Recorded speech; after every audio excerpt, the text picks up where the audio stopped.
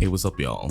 And today's video is going to be a little bit different because even though this may not be a comic, it is a film that I thoroughly enjoy. And obviously, I'm pretty sure you're going to see this coming from a mile away. I saw it on Thursday night. I'm talking about the movie Sinners. Now, this is going to be an absolutely spoiler-filled review, kind of just showing my opinions about the film and kind of the things I thought about it and the things that I picked up. And maybe, you guys picked up some other things. I'm not going to talk about every single detail, but join the conversation because I would really appreciate it because I actually really enjoyed this film for different reasons. And as I started to think about it more and how culturally relevant it was, I started to kind of really enjoy it even more after the film was done. So let's kind of just jump into it. Now, what's going on with this film is you have two twin brothers, Smoke and Stack, both portrayed by Michael B. Jordan, who are World War I veterans and former Chicago bootleggers. So basically, they hustling. They like to hustle, and that's their way to the American dream. And their whole goal was to basically buy this place and create their own form of juke joint for Black people, because this is during Jim Crow era where there's still a lot of sharecropping going on with Black people. And they have their young cousin Sammy, who's played by Miles Canton. Was it Canton? Who's a gifted guitarist and joins them despite his preacher father's warnings about the dangers of music and the life that it comes with and all that stuff. You know how it is in the Black church. But this shows how there's these themes of Black entrepreneurship, the pursuit of the American dream, even for Black people, whether that be through absolutely legal means or illegal means. People wanted to pursue that dream regardless. And also the belief that there's this tension between spiritual beliefs and secular aspirations, like being a jazz or a blues player or something like that, especially back in the day. Now, what's super cool and it's something I really love is that on opening night, right, Sammy just puts on this crazy performance. My son got the vocals for days. And he really pulls everybody in, right, that night. But also, he draws the attention of Remick, who's an Irish vampire fleeing from these Choctaw hunters. They were the Native Americans who were hunting him. So they were these people who kind of helped him hide were newly turned vampires, but their goal was to infiltrate the juke joint, leading to a series of leading to the rest of the movies essentially. Now, what's powerful about this scene is Sammy himself. There's a reference in the film that there were some people who are just so gifted in music and what they do that they're able to tap into the spiritual realm and talk to the ancestors and pierce the veil in a sense, seeing both the past and the future, connecting with all points in time at once. And it's so interesting because I'm pretty sure a lot of Black people know this already. When we create music, the idea of you got to put your soul into it, put soul into it. That's kind of what that is, where we have that moment where we're just connecting to the music so deeply. We're just transcending to a different place because we're just so in it. It's almost as if it is spiritual. And that's kind of what that's touching upon, how Black people, when everything we touch, everything we do, everything creative, we put our soul in it, and it just connects to our ancestors. It connects to the past, present, future. It just brings all points in time into a singular moment. And there's a moment in the film that if you didn't understand the cultural reference, you would feel like it was out of place in regards to when Sammy is actually singing and all that. You see there's African drums playing, and you visibly see these African tribes there, but they're not physically there. They're just almost spiritually there. And then also we see the 80s music, the 90s music, DJs. You see people who playing rock and roll in present time. And it's connecting all these people visually. It looks so crazy, but then also it's connecting auditorially through the music, and how our soul has always been in our music and how people have always been drawn to who we were. Because that was the main reason why Remick the vampire, the Irish vampire, was even drawn to that place, was because of Sammy's gift. That's really what it was described as, a gift. He wanted Sammy specifically because of his power, which is a reference to how white people love our culture. They're drawn to our culture. They're drawn to the fact that we just have so much soul in our music and our trends, and whatever we do, whatever we touch, they're just drawn to it. They want to siphon from it. Vampires are literal, they're metaphysical, and they're supernaturally considered leeches. They are a leech. They are the body where the soul is trapped inside of. And then now they have to siphon from life in order to continue living. And that is what the reference is. Like, this white vampire was literally siphoning or drawn to Sammy to siphon the life out of his music, because, you know, especially later in the movie, he makes a reference. He's just like, hey, we're gonna play music for all eternity. I just want to hear you play forever and ever and ever. He just wanted to siphon from him as long as he could on his terms. And I want to talk about a previous scene as well with the vampire itself before we move on to the next part that I kind of almost forgot about. Was that when the vampire was running from the Choctaw, he ran into this house, which was the home of a KKK member. And then when he ran into that home, they let him in simply because he was white. So the funny thing is, he's white. He runs into the house because they just want to look out for him. And then they were so racist because they didn't care for the Choctaw or black people. They just let this white man in. This white man in killed them both, turned them into vampires. And then that's a metaphor in itself, where it's like, even though Ramek, the vampire, he didn't even particularly care for the KKK, for, you know, he thought what they was doing was evil.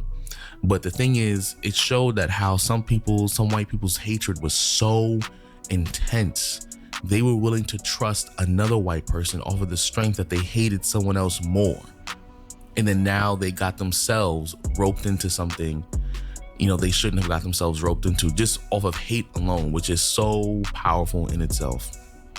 But then later on in the film, you know, the threat of the vampires escalate because Smoke, Sammy, they have to confront these vampires, because what happens throughout the night essentially is Ramek eventually turns Haley Steinfeld's character, eventually turns her. But the way he did it was because they were under the expectation that they wanted to pay in order to get access to the juke joint. And, you know, vampires can't go inside of structures without being invited in.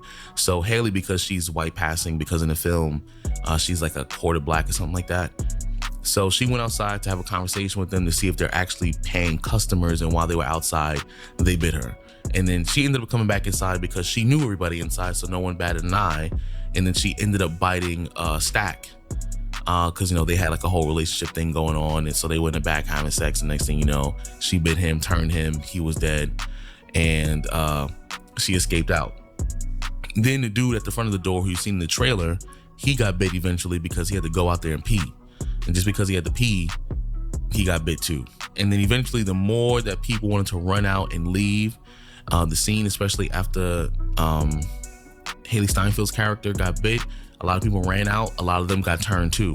So that's another representation of how all it takes is just one person to get infected with this ideology, not even just racism, but the idea that, you know, I want to siphon from them, like the idea of capitalism.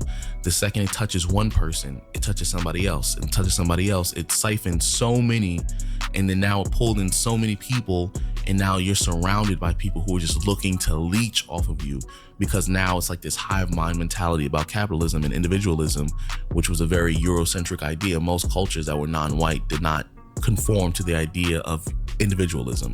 Most communities, whether it be Middle Eastern, African, whether it be Native American, Asian cultures, all of it had to do with family, all of it had to do with community. It was a very Western ideology, that individualism, to pull yourself up by your bootstraps. So that was another powerful reference in the film. But what really got me tight about this film, this specific moment later on in the film, because basically they're just trying to figure out what to do inside of the juke joint, is the Asian character. I love the actress because, you know, I've seen in a couple other stuff, but that was also another powerful moment. And someone brought it to my attention earlier today, where it was like, she's Asian, right? She's a Chinese woman. You know, in America, there was a lot of Chinese people who were a part of, you know, coming into the country during World War I, who worked on railroads and who served in these stores, because even in the film, you see that she was running a store for white people on one side and running a store for black people on the other side with her husband.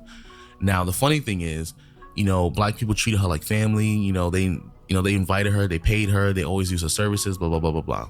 But then when shit really started to hit the fan for real, she was so quick to be like, nah, forget all this family stuff.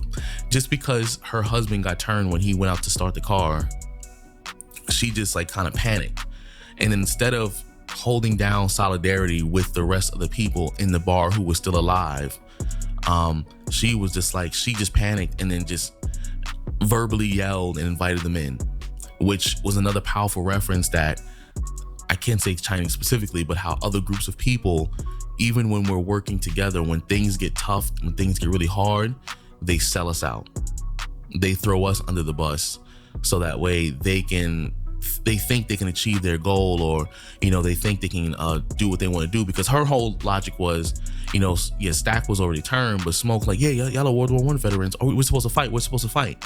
These are supernatural creatures. They don't die by typical means. Yes, we know we can kill them by stakes at this point.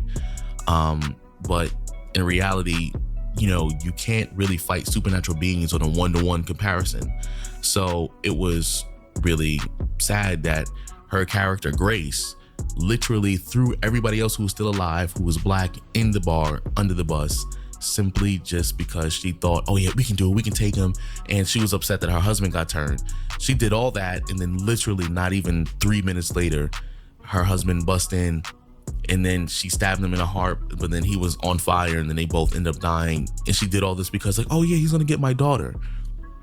And also just how common sense is like nothing compared to the face of panic, because she got so overwhelmed with panic, she didn't even realize that Ramek, he has a, you know, telepathic connection to all the other vampires, but he was only saying whatever it took to get her to panic, knowing she would panic because she had a child back home. And I was like, but we know Ramek wasn't leaving because he wanted Sammy. He wanted Sammy's ability to, you know, tap into that veil and his music. Like, that was the whole point. But, you know, that was another powerful message. I don't want to get too much into detail because I don't want to spoil like everything, because I really want you to watch it. But, you know, eventually, you know, the fight happens and pretty much everyone in the bar dies because of her. And then there was only 2 people left. It was only Sammy and it was only Smoke. So Smoke and Stack, you know, twin brothers, both played by Michael B. Jordan, they fight it out. And then Smoke never killed Stack, that we find out at the end of the movie. And, you know, he made Stack like literally promise as a vampire, look, I don't care what you do, leave Sammy alone, let him live his life. And he does, because they end up killing Ramek, but the vampires obviously are not bound to him, so they can still exist outside of Ramek and then create their own lineage, blah blah blah blah blah. So they did their own thing, left him alone, and they let Sammy live his life, and he became this really famous blues player. And what I love in the scene is how it's like the first post-credit scene is Sammy goes to, it's like all the way like maybe 1990 something. Sammy's an old man, and Stack and Mary, who's Haley Steinfeld's character, they all come and see him when he's an old man. And then Sammy obviously recognizes, because the doorman says, hey, someone's asking about you, asking to be invited in, and it hit a red flag. He was like, because he always remembered that night, and then he saw it was Stack and Mary. And so, you know, they didn't come to kill him. They just was like, hey, I just want to hear you play one more time, because they know he's old, and, you know, they know like he's gonna die soon. And he offered him one time like, hey, immortality, and he was like, nah. And he was like, all right, cool, no problem, I just want to hear you playing one last time. And he gave him like a guitar that was almost identical to the one that he had in the film back in the day. And he played it for them, and they just sat and listened, and they let him live the rest of his life. And that was it. So, and there was one line in particular that I thought was like really, really interesting about this film, is that Stack at the end, well, Sammy asked Stack at the end of it, he was like, that day when all that happened, do you think about it? He was like, yeah. And the next thing you know, he was just like, well, did you feel what I felt then too before everything went down? He was like, for one night, for the first time in a long time, you know, when we had that juke joint, even though it didn't last long, we were absolutely, truly free. It was just us. We had fun. And he was like, that was the best few hours of freedom he ever had. And I was just like, dang, that's deep. So even though, you know, the whole goal was to create a juke joint of his own, that was the only time that any of these people ever felt free, just for a few hours, because it was something that belonged to them. And there was a lot of other messages too. Like even when they bought the juke joint in the beginning of the film, they bought it from like a KKK member who was perfectly okay with taking their money, but had every intention of killing them the next morning. And it was just, the film just had so many layered messages in it that, you know, the more I just think about it, the more it just comes to my head, and I'll be stuck here all day. But Y'all need to go watch that film. It was incredible. It was amazing. And it was very culturally relevant. So I just wanted to chat with y'all about this because I just took a break last week. But y'all need to go watch this film for real. For real. But love y'all. Appreciate y'all. I'll holler at y'all later. Peace.